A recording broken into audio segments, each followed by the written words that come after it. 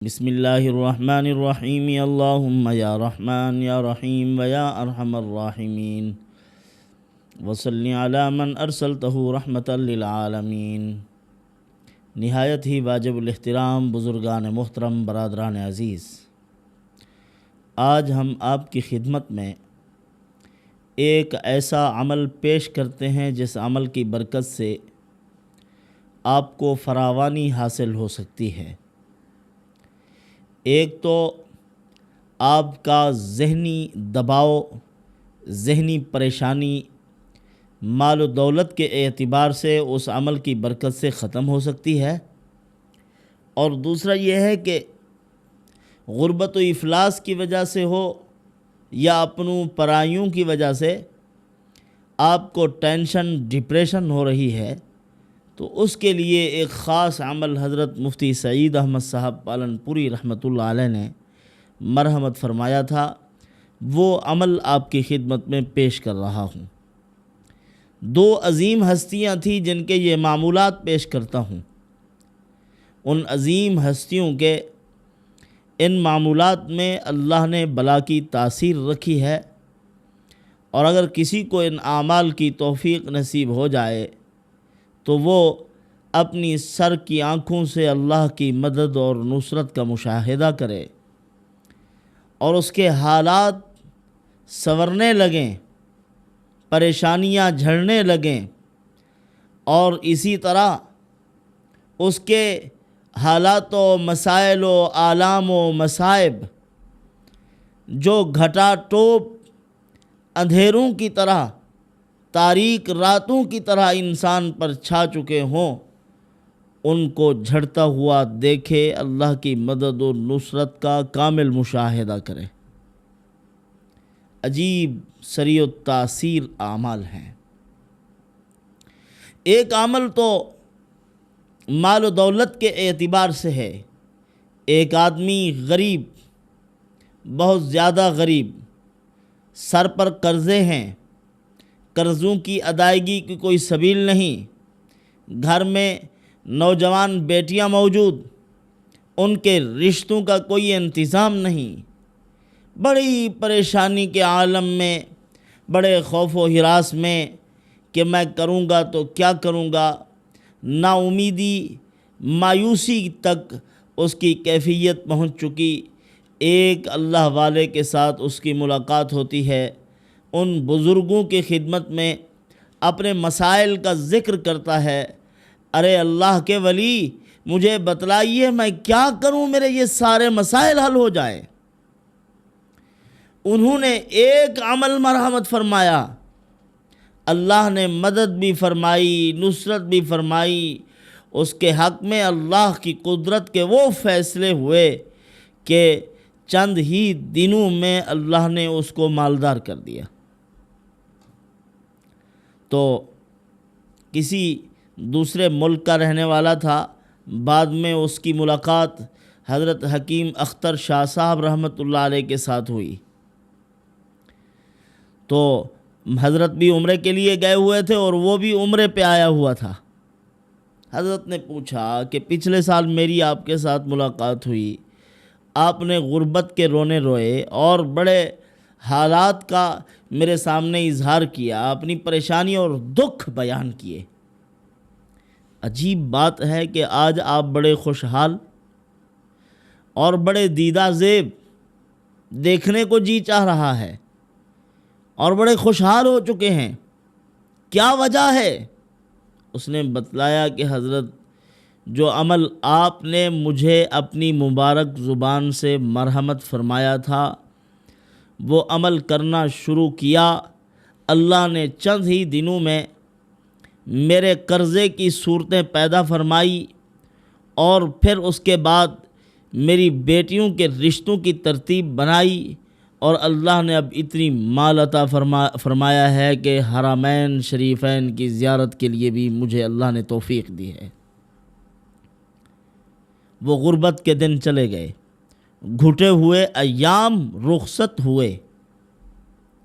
امام غزالی رحمۃ اللہ علیہ کا بھی ایک عمل ہے، فرماتے ہیں کہ اللہ والے کا یہ عمل بتلا رہا ہوں وہ فرماتے ہیں میرے پاس یہ جب عمل آیا میں نے اس کو پڑھنا شروع کیا، میری تجارت کامیاب، میری زندگی کامیاب، اور جس کام کو ہاتھ لگایا اللہ نے اس کو تکمیل تک پہنچایا۔ وہ کیا ہے؟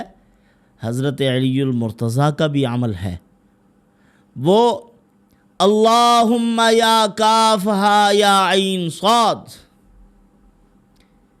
یہ پڑھ کر دعا کرو، اس عمل کو کثرت سے پڑھو، اور اس عمل کی برکت سے اللہ عز و جل سے دعا مانگو تو اللہ پوری کریں گے، تجارت میں کامیابی دیں گے، بزنس اپنا ہو جائے گا، مال و دولت کے انبار لگ جائیں گے۔ اور جو حضرت حکیم اختر صاحب رحمۃ اللہ علیہ غربت کے اعتبار سے جتنے بھی مارے ہوئے لوگ حضرت کے ساتھ رابطہ فرماتے تھے، حضرت ان کو یہی عمل پیش کیا کرتے تھے، یا ناصرو یا عزیزو یا مغنیو یا صمد، یہ پڑھو۔ یا صمد کے اندر تو پہلے بھی بالتفصیل گفتگو ہو چکی ہے، کئی ایک ویڈیوز میں ہم نے اپنے پروگرامز میں آپ کے سامنے یا صمد کے متعلق گفتگو کی ہے۔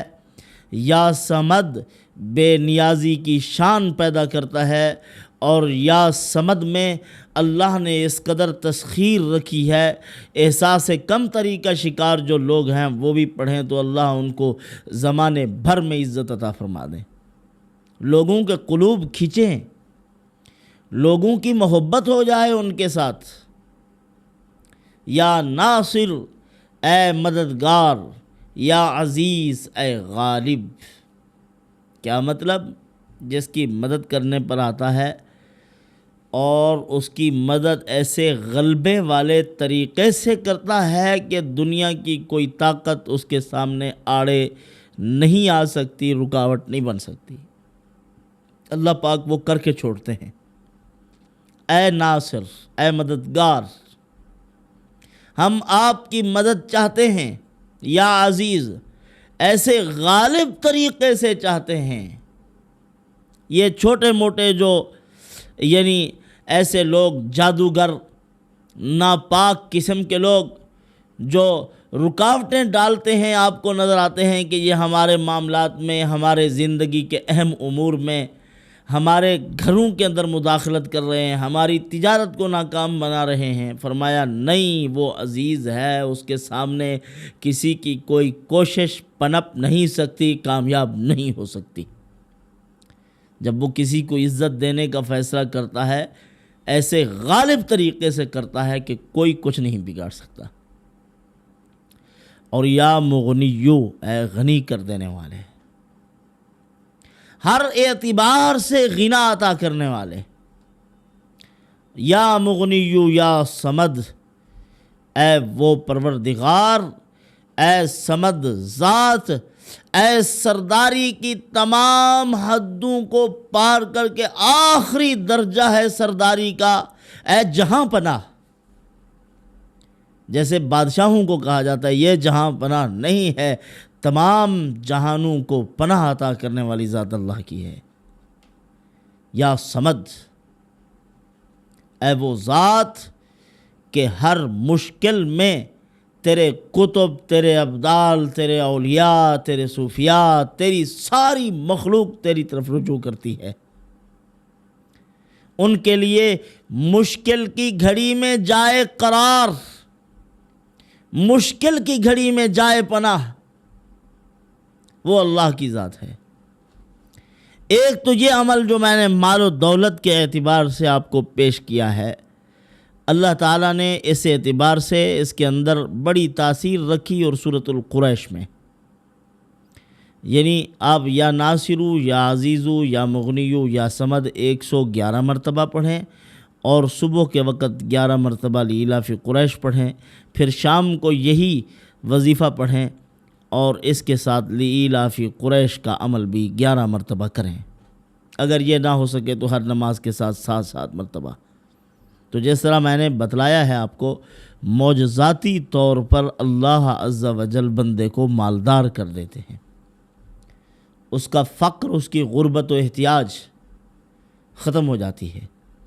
اور جو آدمی بہت زیادہ پریشانی میں رہتا ہو، اس کے لیے ڈپریشن میں رہتا ہو، دماغ پر دباؤ ہو، دل پر دباؤ ہو، اور اس طرح لوگوں نے اس کو تنگ کر رکھا ہو کہ کوئی چیز اس کے کنٹرول میں نہیں رہتی، بڑی پریشانی میں ہے، ان کے لیے خاص عمل مجدد زمانہ حضرت مولانا مفتی سعید احمد صاحب پالن پوری رحمۃ اللہ علیہ، جو کہ رئیس مفتی بھی ہیں دارالعلوم دیوبند کے، اور حضرت بڑے علماء میں سے تھے، شیخ الحدیث بھی تھے، اللہ والے تھے، ولایت بھی اللہ نے عطا فرمائی تھی، یعنی ہر اعتبار سے کامل شخصیت تھے، جن کے باپ نے بڑی غربت میں رہ کر اپنے بچے کو پالا تھا اور حلال کھلایا، اسی کے نتیجے میں حضرت اتنے بڑے عالم بنے۔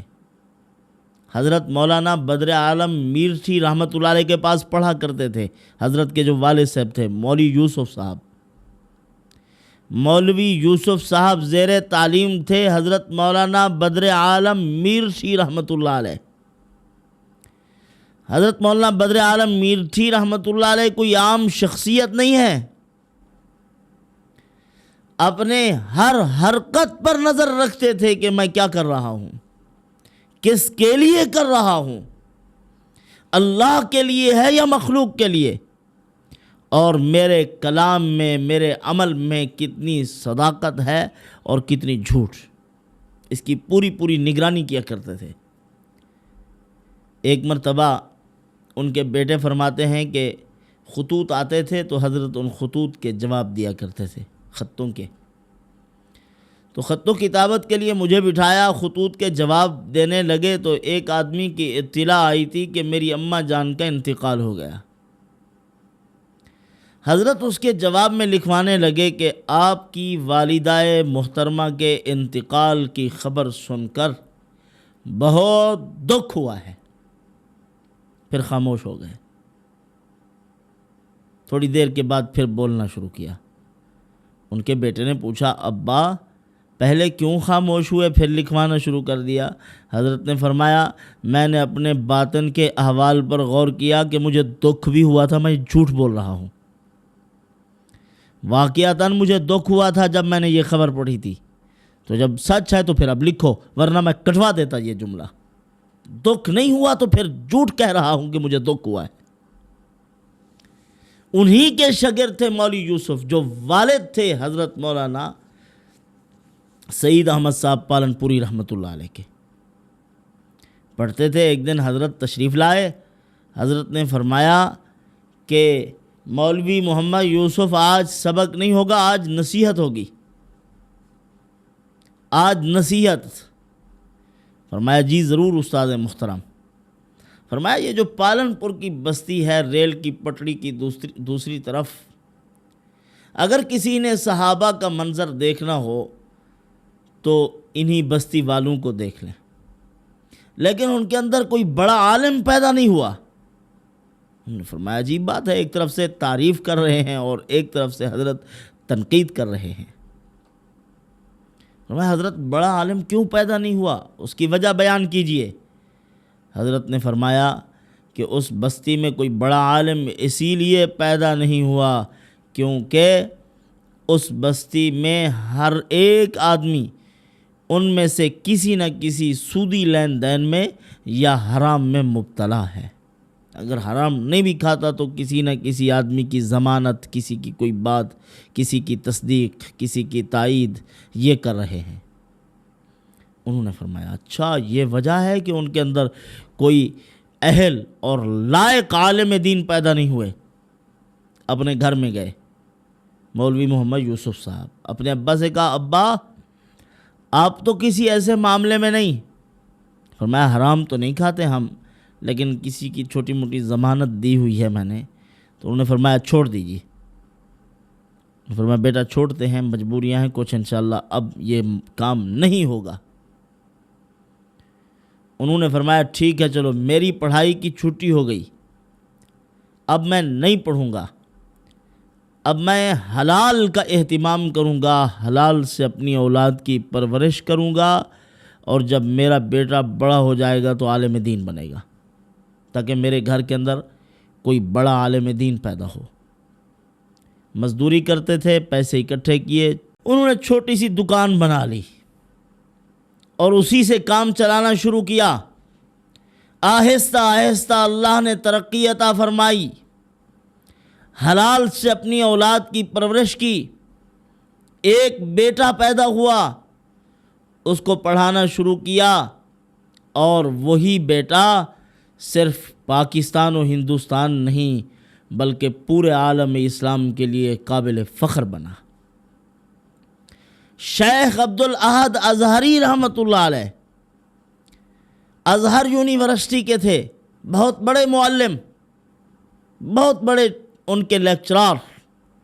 وہ آئے مکہ مکرمہ، وہاں ان کا بیان ہوا، اور بیان کے بعد سوال و جواب کی نشست شروع ہوئی، اور اسی نشست میں انہوں نے کہا کہ والدین میں سے جو مقام بڑا ہے استاذ کا ہے یا والدین کا، ان میں سے کس کا مقام زیادہ اہم ہے؟ تو سوال پوچھا جا رہا تھا ان سے، انہوں نے فرمایا کہ سب سے اونچا مقام استاذ کا ہے۔ حضرت مفتی سعید احمد صاحب پالنپوری رحمۃ اللہ مجمع میں بیٹھے ہوئے تھے، عام آدمی کی حیثیت سے کھڑے ہو گئے، فرمایا کہ حضرت بڑا مقام استاذ کا نہیں ہے، استاذ سے بڑھ کر مقام جو ہے وہ والد کا ہے، والدین کا۔ اسی لیے کہ والدین کا مقام نص قطعی سے ثابت ہے، قرآن مقدس کی آیات سے ثابت ہے، اور استاذ کا مقام قرآن مقدس کی آیات سے ثابت نہیں ہے۔ اور من وجہ جبرائیل علیہ الصلاۃ والسلام آپ صلی اللہ علیہ وسلم کے استاذ ہیں، اللہ تعالیٰ سے لے کے آتے ہیں، نزل بہ الروح الامین علی قلبک، محمد الرسول اللہ صلی اللہ علیہ وسلم کے سینے پر نازل کرتے ہیں۔ فرمایا کہ من وجہ وہ استاذ بنتے ہیں، لیکن اماں حلیمہ جب حضور کی خدمت میں تشریف لائی، آپ نے کملی والی چادر بچھائی، اگر جبرائیل علیہ السلام کے لیے بچھائی ہے تو دکھاؤ، کوئی ایک روایت پیش کرو۔ عبد الاحد ازہری رحمۃ اللہ فرمایا آگے چلو، یعنی علم کا فائدہ ہو رہا ہے، اور پڑھو۔ بہرحال حضرت نے اور استدلال ایسے کیے، دلائل دیے مضبوط، خاموش کر دیا۔ مجلس برخاست ہو گئی، جانے لگے تو شیخ عبد الاحد ازہری رحمۃ اللہ نے پوچھا یہ بچہ یہ کون ہے آدمی؟ انہوں نے کہا یہ دارالعلوم دیوبند کے شیخ الحدیث حضرت مفتی سعید احمد صاحب پالنپوری رحمۃ اللہ علیہ ہیں۔ اچھا، اتنی کمال کا علم! پھر یہی بات انہوں نے حضرت مفتی تقی عثمانی صاحب دامت برکاتہم العالیہ کی خدمت میں کہی تھی کہ قرآن نازل ہوا ہے عرب میں، اور پڑھا ہے مصر والوں نے، سمجھا ہے بر صغیر پاک و ہند کے لوگوں نے، سمجھا ان لوگوں نے ہے قرآن کو۔ تو یہی واقعہ پھر حضرت مفتی تقی عثمانی صاحب دامت برکاتہم العالیہ کے سامنے انہوں نے پیش کیا، تو حضرت نے ایک دعا بتلائی بڑی قیمتی ان لوگوں کے لیے جو ڈپریشن کے مریض ہیں، ٹینشن ہے، ان کو ہر وقت دماغ پر دباؤ رہتا ہے، دل پریشان رہتا ہے، ان کے لیے بڑا اللہ نے اثر رکھا ہے۔ دل پر ہاتھ رکھیں، سبحان الملک القدوس الخلاق الفعال، سبحان الملک القدوس الخلاق الفعال۔ ٹینشن کے پہاڑ ہوں اگر آپ کے سر پر، آپ یہ 7 مرتبہ پڑھیں، یہ ہاتھ دل پر رکھ کر، پھر آخر میں کہیں این یشاء یذہبکم ویأتی بخلق جدید وما ذلک علی اللہ بعزیز، این یشاء یذہبکم ویأتی بخلق جدید وما ذلک علی اللہ بعزیز۔ شیطانی وساوس اور پریشانیاں، عجیب عجیب قسم کی پریشانیاں جو ہیں وہ آپ کے قلوب سے اللہ عز و جل نکال دیں گے اس دعا کی برکت سے۔ اگر آپ کے دماغ پر بوجھ رہتا ہے تو اسی کا اہتمام کیجئے، ہر نماز کے ساتھ اس کو آپ پڑھنے کا اہتمام کریں، دل پر ہاتھ رکھ کر۔ اگر کوئی وساوس کا مریض ہے اس کا بھی اسی طریقے سے علاج کیجئے۔ اللہ کے حکم سے یہ ساری پریشانیاں آپ کی دور ہو جائیں گی۔ جب بھی دل پریشان ہونے لگے تو آپ یہی پڑھ کے دم کر دیں، اللہ پاک آپ کی پریشانی کو دور کر دیں گے، برے خیال جاتے رہیں گے، وساوس سے شیطانی دور ہو جائیں گے، دل میں اطمینان نصیب ہو جائے گا۔ وما علینا الا البلاغ۔